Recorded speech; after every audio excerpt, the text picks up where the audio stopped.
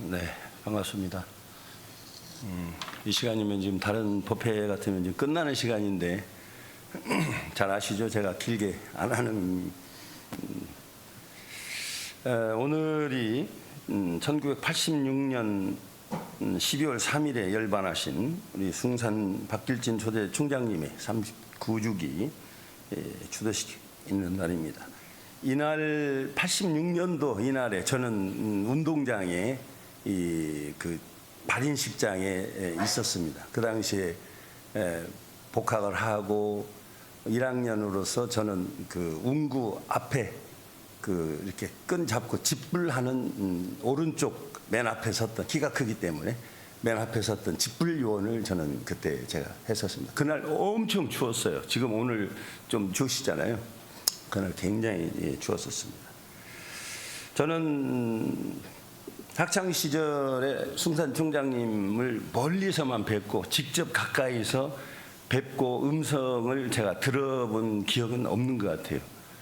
84년도에 복학을 해서 1학년 다닐 때도 저희가 1학년이기 때문에 숭산 총장님 강의를 저희가 아마 못 받은 것 같아요. 그래서 기억이 없고, 그 다음에 86년도에 다시 복학을 해서도 1학년이었기 때문에 제가 직접 가까이서 총장님의 음성을 받들면서 그런 경험은 없는 것으로 이렇게 그래서 기억이 특별히 없습니다.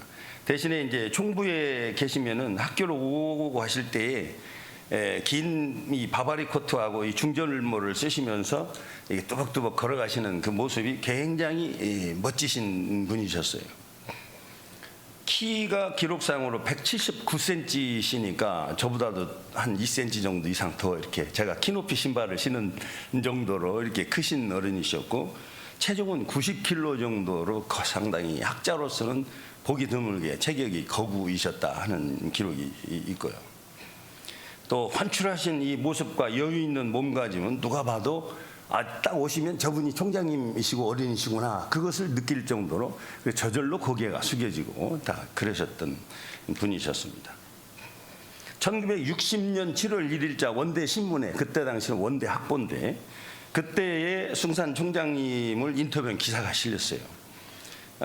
벗겨진 머리와 슬기롭고 온화한 눈은 인자하고 총명하며 정중하게 담은 입 언저리엔 굳은 의지가 감도는 듯 언제나 화기애애한 표정이 가시지 않는 그 얼굴은 그대로가 고매한 인격자로서의 지닌 바 품이라 할 것이다. 이렇게 그 신문에, 당시 신문에 기록이 되어 있습니다. 이때가 숭산 총장님 보니까 46살 되시더라고요. 이때도 이미 이 어른의 인품과 그 풍모를 가지셨던 그런 어른이셨습니다. 그리고 1975년에 숭산 총장님께서 이제 환갑을 맞으셔요. 근데 후배 교수님들이 그 여름방학 때 유성 화양계획하고 괴산 일대로 2박 3일간 모시고 이렇게 야유회 겸 사은회 행사를 했었습니다. 그때 이제 한 말씀 해주시라고 한 내용이 녹취록이 내나 보존돼 있다가 4년 전에 원불교 사상과 종교문화 89호에 이 내용이 이제 실린 내용이 있습니다. 그때 하신 말씀 중에 나 자신이 죽는다고 생각할 때 죽으면 편하고 좋다고 생각했고, 진즉에 나는 죽을 준비를 다 해놨다. 집안은 물론이고 내가 가진 노트까지 다 정리했다. 나는 모으는 성질이 아니다 보니 뭐든지 남겨두지 말고 다 쓰고 없애버리자 하는 생각을 하고 살았다.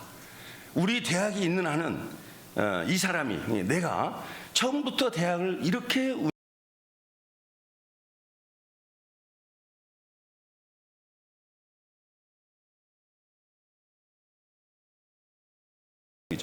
그래서 내가 가진 것은 물론 총장실 테이블까지 늘 나는 정리를 해놓는다.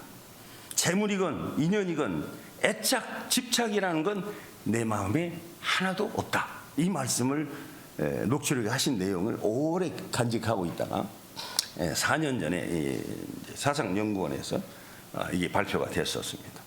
이때가 61세 환갑이시잖아요. 이미 삶을 대하는 경건함과 초탈함, 그리고 실천으로 일관한 철학적 삶의 자세, 또 종교인 수행인으로서 어떤 마음가짐과 자세로 살아야 하는지를 알 수 있는 이 말씀들이십니다. 저는 이 어른의 경지가 이미 인간적으로 인간 완성의 그 단계에 계신 분이라고 생각을 했습니다. 대종사님처럼 완전한 부처님의 모습이고 그 어디에서도 걸리고 막힘이 없는 대자유와 대해탈의 심경을 가지고 직접 사신 분이셨습니다.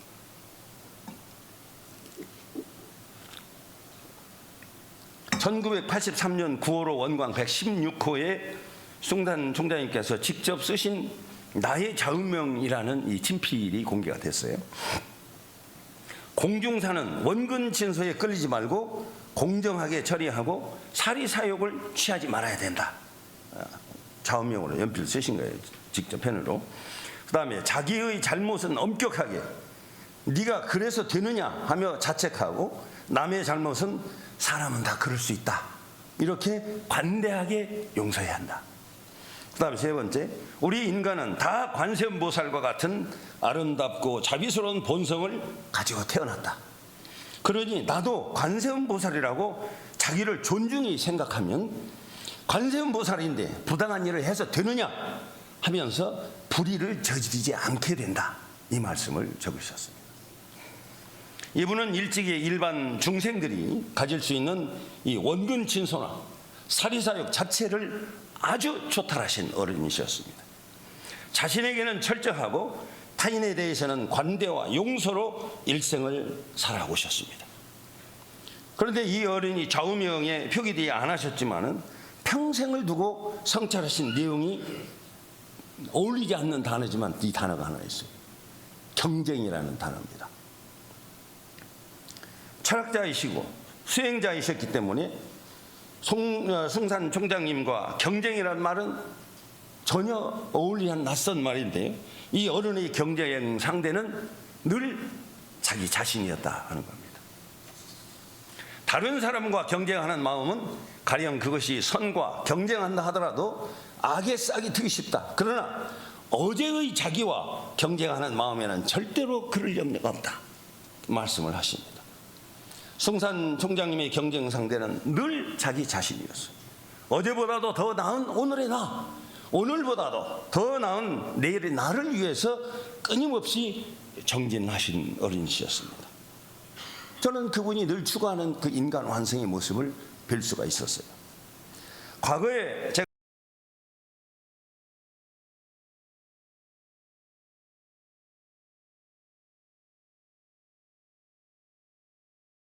한참 전인데 그분이 숭산 총장님을 기억하시기를 만약에 숭산 총장님께서 죄가 있으시다면은 그 어른은 용서해 준 죄밖에 없다. 이 말씀을 하시더라고요. 숭산 총장님은 이리 공립보통학교를 졸업하고 그의 서울 기독교 명문학교인 배제고등보통학교 배제고 여기를 입학을 해서 시골서 올라갔는데 그 첫 해에 전체 216명 중에 3등을 첫 해에 하신 거예요. 그 뒤로 줄곧 1등을 계속 놓치지 않고 하신 겁니다. 22살의 나이로 1936년 3월에 이 배제고를 졸업하고 4월에 일본 동양대학에 진학을 해서 1941년 봄까지 약 5년간 일본에서 유학생활을 하십니다. 그때 당시에 썼던 손톱깎이 기계 이게 평생 열반하실 때까지 썼던 그게 있어요. 근데 마침 밑에 전실에 있더라고요. 그게 그 당시 이 대학의 철학과 종교학 관련 일본 최고의 석학들이 포진해 있던 대학이 동양대학이었습니다. 이 대학에서 숭산 총장님은 동서양 철학과 종교학과 불교학 등을 주로 공부하시면서 철학과 종교를 깊이 연구를 하셨고요. 특히 가장 관심 있게 공부하신 부분이 칸트 철학과 쇼펜하우어 관련 책들은 전부 다 읽으시고 총장님의 글 속에 쇼펜하우어 글이 간혹 언급이 되고 있습니다. 그래서 인간의 심성에 관한 문제, 삶에 대한 문제, 사후 문제, 마음과 심과 영에 대한 문제 이런 연구를 주로 하셨었습니다. 그리고 대학 4학년 때를 스스로 회상하신 내용이 이때부터 나는 안으로 나 자신 인생 문제를 해결하겠다는 데 귀결되었다. 인생의 본질 문제와 우주의 궁극의 문제에 내 정열을 쏟아야겠다고 생각을 했다.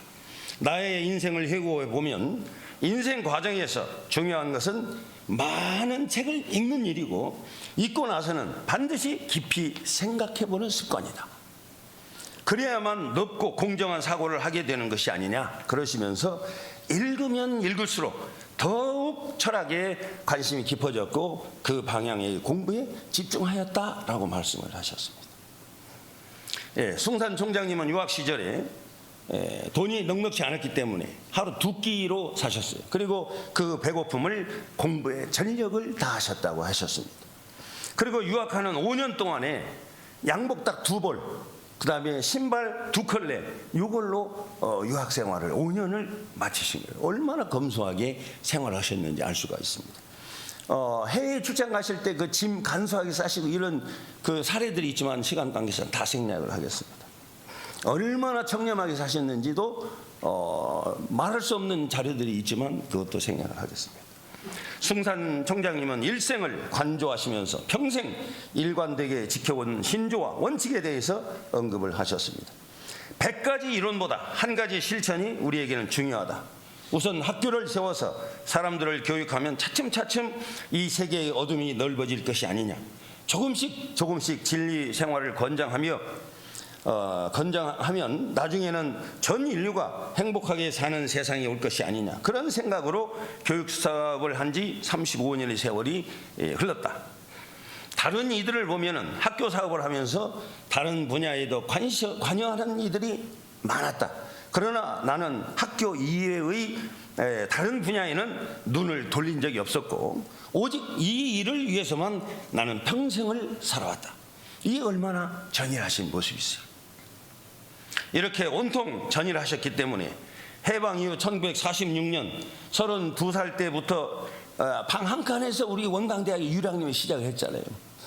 그렇게 시작을 해서 오늘날 이렇게 거대한 4년 종합대학으로서 최고의 대학으로 이루어놓기까지 또 글로컬 대학이 추진이 돼서 세계 속에 웅비하는 대학으로 지금 나가고 있는 이런 모든 토대가 사실상 그 저 방 한 칸에서 총부 상주서는 그 공회당 한 칸에서 시작했던 그런 대학에서부터 오늘의 대학에 이르기까지 숭산 총장님의 그 노고와 헌신이 곳곳에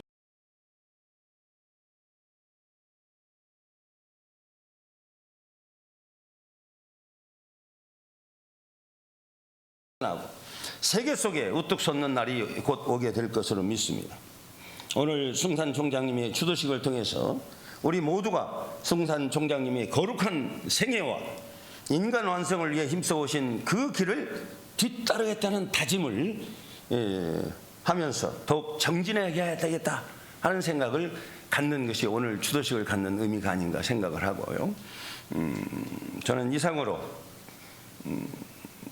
우리 39주기를 맞는 숭산 총장님의 주도식을 맞이해서 우리가 다시 한번 이 법회 시간에 마침 오늘 날짜가 같아서 저희가 주도식을 중심으로 해서 했기 때문에 숭산 총장님께서 끼치신 그 공로와 또 살아오신 일생을 우리가 마음속에 담고 살았으면 좋겠다는 생각이고요.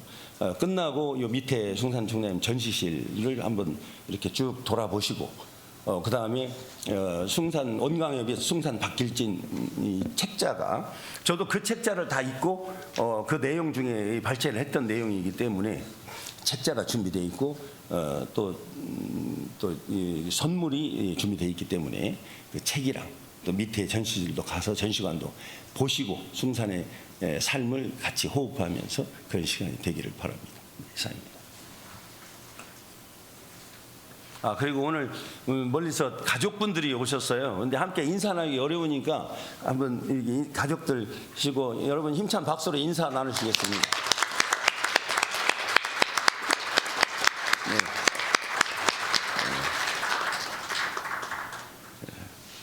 아침 일찍 서울에서 오시느라고 노고 많으셨습니다. 네, 감사합니다.